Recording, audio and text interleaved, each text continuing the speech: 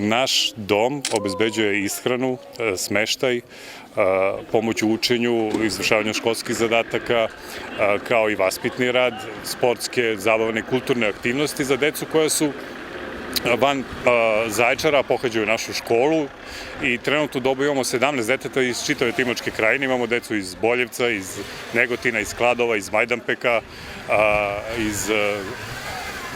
iz Knjaževca takođe i takođe imamo decu iz zaječarskih udaljenih sela.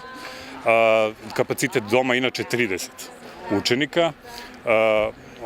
Naš dom je nedavno dobio verifikaciju, tako da smo sad u procesu kategorizacije i uskoro ćemo, znači kad taj proces prođe, ući ćemo u mrežu domova koja potpadaju pod učenički studentski standard i samim tim će i uslovi u domu se podići na viši nivo, ali će i sam dom biti pristupačni nekoj široj populaciji, finansijski pristupačni nekoj široj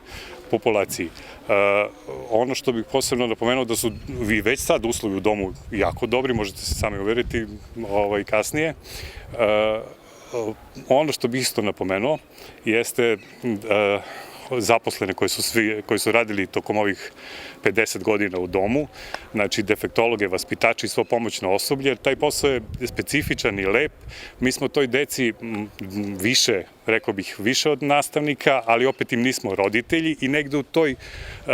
tom međuprostoru mi pokušavamo da im pružimo ono što je najbitnije, a to je da se oni što više osamostale, da budu što sposobni za život, tako da kad završe školu i kad napuste dom, da budu samostalniji i da što manje zavise od pomoći drugih osoba.